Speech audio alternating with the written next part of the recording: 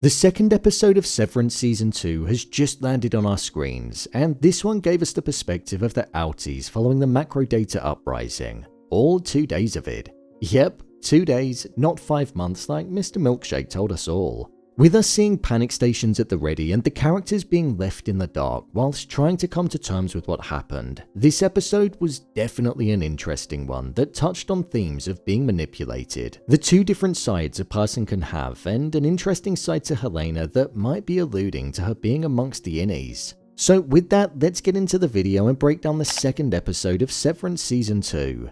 I'm gonna go through this video by discussing all of the characters individually because I feel that's probably the best approach with this episode, as everybody was quite isolated. Oh, and by the way, this video will contain spoilers. Miss Cobel.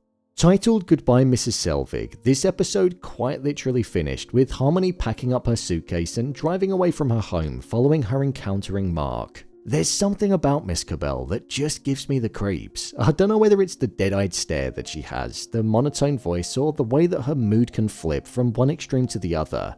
If I was sitting in a room with her, I'd want Mr. Drummond between the both of us, especially with the way that she screamed and drove off whilst tooting her horn at the end. This episode saw Miss Cobel being rewarded for her loyalty to Lumon by being placed on the Severance Advisory Board, a new initiative that's being set up. An initiative that I feel is there just to keep her in the watchful eye, but with no true responsibility or impact. An advisory board in a company is there to advise. They don't actually get to make any fundamental decisions with consequences, not like when she was running the severed floor, something that she felt she should have still been doing and even vocalized. I feel like they don't truly care for Harmony anymore, and I believe the fact that James didn't meet with her and it was Helena that did is something that also supports that too. Miss Cobel is pretty much the loose end at the moment and the person that could potentially cause things to crack. She knows a lot of information, hence why when it came to Mark asking her what was going on and if she knew something about his wife, she froze up and had a look of guilt on her face, only being able to escape by causing a scene and driving off quickly.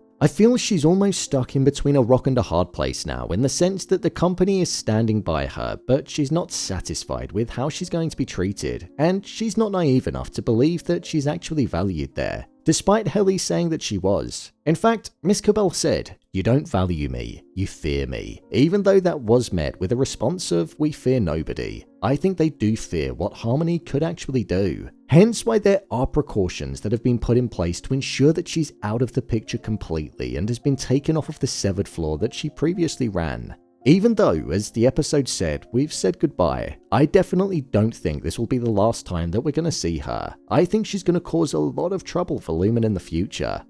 Helly. During this episode, we spent all of our time with Helly with Helena, other than the brief moment at the start where Helly mentioned that they were tortured on the severed floor and that they were treated like prisoners. And even though that shows 2 different versions of the same character because of there being an innie and an outie, I feel we saw 2 different sides to Helena in this episode in her outie form. One which was following the rules, trying to impress her father and being firm with the decisions that were being made. But also another one which showed not necessarily a weakness, but one that maybe lacked something that the innie version of herself had. Love, intimacy, and a connection with somebody. There was almost a jealousy that was there for the innie version of herself that she never knew, the one that could currently be sat in non-existence. She was aiding in the damage control and recorded a video that said how she had too much to drink during the event, and due to drinking alcohol with non-Lumon medication, it essentially caused her headspace to change and blurt out the things that she said, which tarnished the company. This is a video that'll probably go out to everybody in order to clear Lumon's name, a name that already has a target on its back due to the questions around their moral compass and what they actually do. However, the side that interested me most was when we saw her watching the clip of Helly and Mark kissing before she got in the lift to enter her outie form. She was almost shocked at what she saw. She rewound back a couple of times, and also the words, "in case we don't come back" or "in case we do" were repeated a few times. It seemed like Helena lacked that form of human connection with a partner in the outside world, and by seeing that there was a sense of envy that could have been present, envy because a different form of herself had something that she didn't, this could genuinely be a motivating factor as to why if Helly's innie isn't back in there and it's Helena acting, it could be because she wants to experience something that she's not before. There was a focus on love in this episode, with Milchick mentioning to Mark how his innie had found love, something that he may find again one day. So I feel like that could be a reason as to why she could be in there, to experience that very thing. When it came to her implementing more damage control, there was a focus put on the 3 individuals that were assigned to MDR in episode 1 and there needing to be a connection.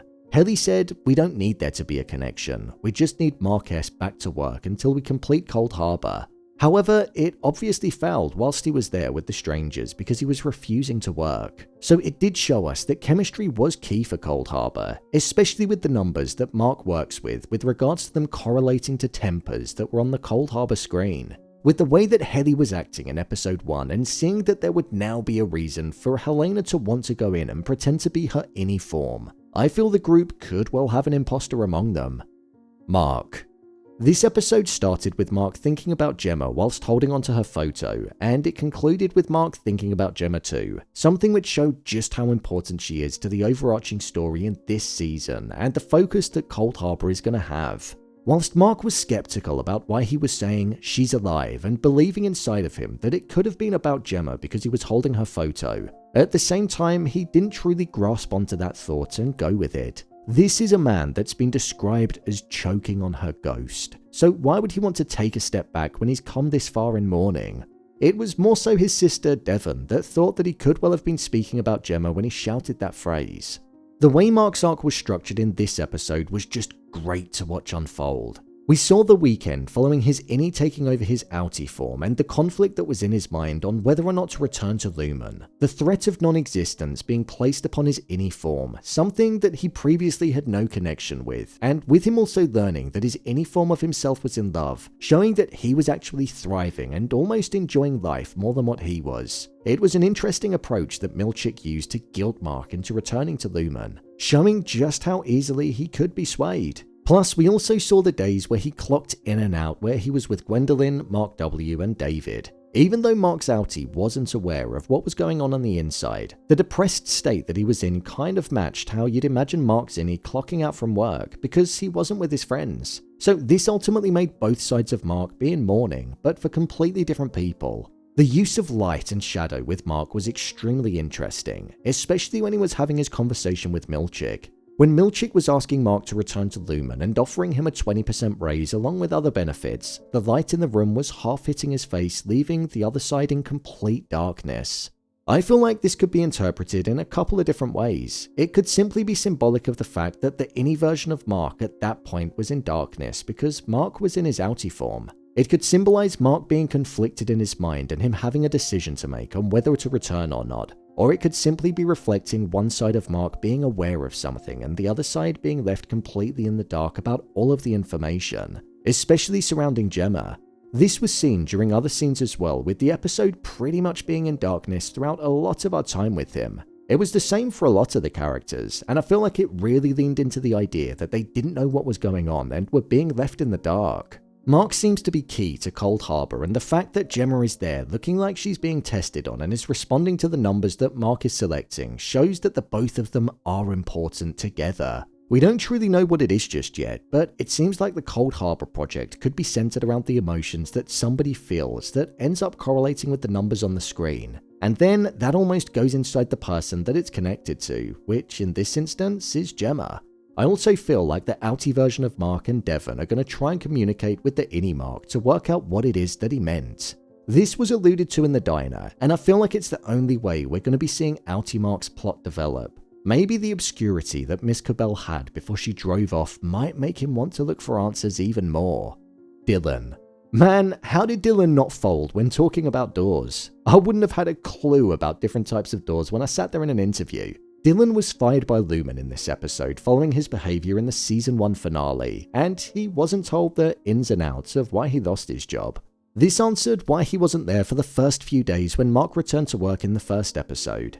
Instead, we saw that he went for an interview for a door manufacturing company called Great Doors, where he sat opposite somebody that literally looked exactly like him. The pair got on quite well, but we saw that when Dylan mentioned that he was severed, Mr. Saliba changed his tone and attitude towards Dylan completely, showing that he almost didn't respect him as much as he did before he knew that, even saying that they wanted a certain type of person that worked there. I feel this scene was there to pretty much show us the viewpoints in society of people that are severed and how they can be perceived to be like a certain type of individual. Lazy, zombified, and like they don't really want to work, like they want to escape their reality, ultimately becoming two different people. I think it also shows that once you go to Lumon, you're pretty much stuck there, and you're going to struggle to find anything else afterwards.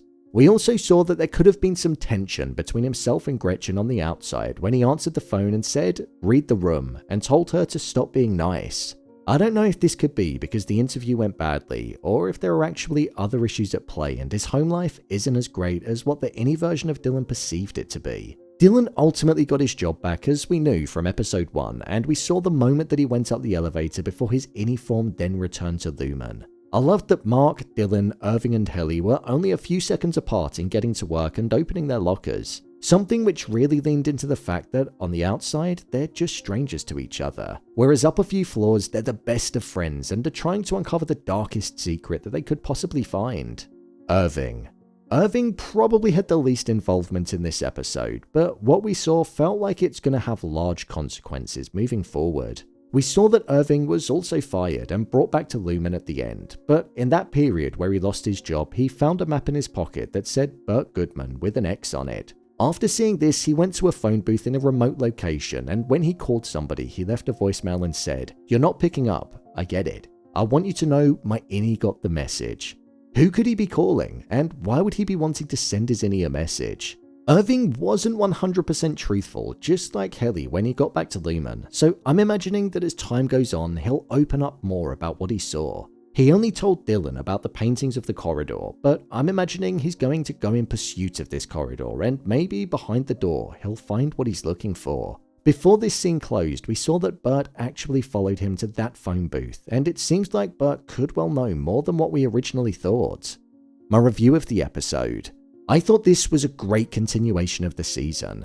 This episode was one which really leaned into mystery and confusion, whether that be with the ominous soundtrack, with the keys having such a heavy focus, the darkness that was ever present which laid down an atmosphere and setting for a lack of information being shared, or the revelation about all of this actually taking place over 2 days and not 5 months. I touched on this when I spoke about Mark, but the use of lighting was just amazing in this episode. This was an episode that was dark, but it didn't alter the viewing experience like other shows have done in recent times. It was dark because it really did represent the characters just not having a clue about what was going on, but them wanting to get to the bottom of it. I actually liked it when Mark was sitting at the table with his sister, brother-in-law, and Milchick, and it was only that table that was lit in the entirety of the room. The rest of it was plunged into darkness, something which really lent itself to having light because Milchick held the information. Alternatively, Mark wouldn't have been in the light. One thing that really stood out to me as well was the use of a fading transition in this episode. I don't know why they used it way more than usual, but it felt like whenever there would be a key scene change, it would fade instead of cut. I feel like it really suited the tone of this episode and the almost dreamscape soundtrack and calming yet stressful atmosphere. It really played with your head. The characters were confused, and amongst that confusion was a carelessness but also panic, and I feel like the transition captured that really well. A moment that I absolutely loved was when Milchick and Helena walked away from each other in completely different directions, and we had this out of the building shot which was paired up with music that was ticking like a clock, almost showing how against the clock they were to find a solution to the issue that they were trying to solve, and that the countdown had truly begun. It was such a creative way of capturing it. Whilst there were a lot of strong performances in this episode, for me, Britt Lower absolutely stole it as Helena. Every character pretty much plays 2 different versions of themselves, but seeing Helena and the different mannerisms to what her innie has, it genuinely felt like I was watching a completely different person, so I was really impressed. Whilst the first episode was chaotic and rapid and almost threw us into the world again after a several-year break, this one did quite the opposite. We saw the exact same time period, but from completely different perspectives, with a more somber, eerie, and slow-moving pace to it. The ending though, with Miss Cobel storming off, that threw us right back into panic mode, and I think the pace will probably increase during the next episode. So far, this is a 2 for 2 in the season. A great episode that really managed to pack everything into the 45-minute runtime that it had. It didn't need an hour, or even any more, so I'm impressed yet again. If you want to see more videos on Severance Season 2 being broken down, then click on the card in the top corner, or alternatively you can see me breaking down the opening scene of the season premiere and discussing why I feel it was perfect. What did you think of the second episode? Let me know your thoughts in the comments. As always, thanks for tuning into the video, don't forget to hit the subscribe button and I'll see you in the next one.